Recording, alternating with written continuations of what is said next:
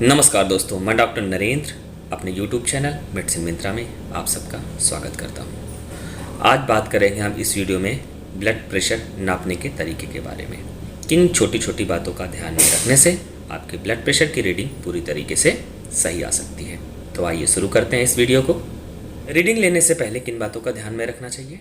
तो सबसे पहली बात, अगर आप कोई काम कर रहे हैं तो कम से कम 15 मिनट का रेस्ट ज़रूर करें। अगर संभव ना हो तो 5 मिनट का रेस्ट ज़रूर करें। दूसरी बात, रीडिंग लेने से कम आधा घंटा पहले आप कुछ भी ना खाएं। चाय, कॉफ़ी, सिगरेट इत्यादि का सेवन भी ना करें। हाँ, पानी आप पी सकते हैं। तीसरी बात कि रीडिंग लेने से पहले अपने पेट को खाली करके आएँ, यानी अगर आपका ब्लडर फुल है तो ब्लडर खाली करके आएँ, क्योंकि अगर आपका ब्लडर फुल है तो आपकी रीडिंग ज़्यादा आ सकती है। और चौथी बात, शावर लेने के यानी स्नान करने के तुरंत बाद बीपी ना नापें। कोशिश करें कम से कम 5 मिनट का रेस्ट ज़रूर कर लें।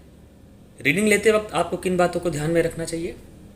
तो सबसे पहली बात कि आपका बाजू आपके हृदय की ऊंचाई के बराबर किसी मेज़ या कुर्सी पे आराम से रखा हुआ होना चाहिए, यानी कि आपका हाथ हवा में नहीं होना चाहिए, ना ही आपके हृदय की ऊंचाई से ऊपर होना चाहिए, ना ही आपके हृदय की ऊंचाई से नीचे होना चाहिए।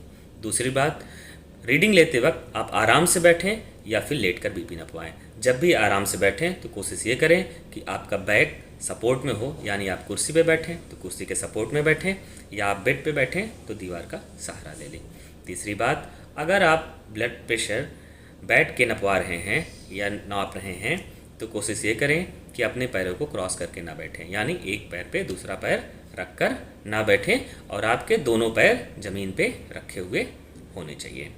चौथी बात, अगर आप ब्लड प्रेशर नाप रहे हैं तो कोशिश ये करें कि बातचीत ना करें और अपने मोबाइल को अपने से दूर रखने की कोशिश करें। कफ बांधते वक्त ये सावधानी आपको रखनी चाहिए कि कफ आपकी कोहनी से कम 2 सेंटीमीटर ऊपर बांधा हुआ होना चाहिए। दूसरी बात, कफ ना ज़्यादा टाइट बांधा हो ना ज़्यादा ढीला बांधा होना चाहिए, क्योंकि इन केसेस में आपकी रीडिंग गलत आ सकती है। तीसरी बात कि कफ बांधते वक्त आपको यह ध्यान देना है कि आपकी आस्तीन ऊपर होनी चाहिए, यानी कि आपके बीपी कफ और स्किन यानी त्वचा के बीच में आस्तीन नहीं होना चाहिए, क्योंकि आस्तीन जितनी मोटी होगी आपकी बीपी की रीडिंग उतनी ही गलत आएगी। और अंतिम बात यह है कि आपको बीपी नापते वक्त ढीला ढाला कपड़ा पहनना चाहिए, चुस्त कपड़ा नहीं पहनना चाहिए, क्योंकि चुस्त कपड़े पहनने से आपकी रीडिंग गलत आ सकती है। हम में से ज़्यादातर लोग इलेक्ट्रॉनिक बीपी मशीन से ही अपनी बीपी लेते हैं। तो इलेक्ट्रॉनिक बीपी मशीन से लेते वक्त आपको ध्यान में ये रखना है कि कम से कम 1-1 मिनट के अंतराल पे 3 रीडिंग लें। पहले रीडिंग को आप भूल जाएं, बाकी दोनों रीडिंग का एवरेज निकाल लें। तो जो एवरेज ब्लड प्रेशर आएगा वही आपका उस टाइम का ब्लड प्रेशर होगा। हार्ट एसोसिएशन की लेटेस्ट गाइडलाइन के हिसाब से नॉर्मल ब्लड प्रेशर या नॉर्मल बीपी 120/80 से कम होनी चाहिए। तो अगर आपका ब्लड प्रेशर 120/80 से ज़्यादा है तो आप प्री हाइपरटेंसिव हो सकते हैं, और अगर आपका ब्लड प्रेशर 130/80 से ज़्यादा है तो आपको हाइपरटेंशन यानी ब्लड प्रेशर की बीमारी हो सकती है। लेकिन ध्यान देने वाली बात यह है कि केवल एक रीडिंग से ये साबित नहीं होता कि आपको ब्लड प्रेशर की बीमारी हो गई है।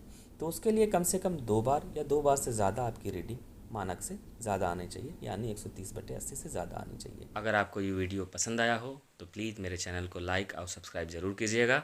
धन्यवाद। जय हिंद, जय भारत।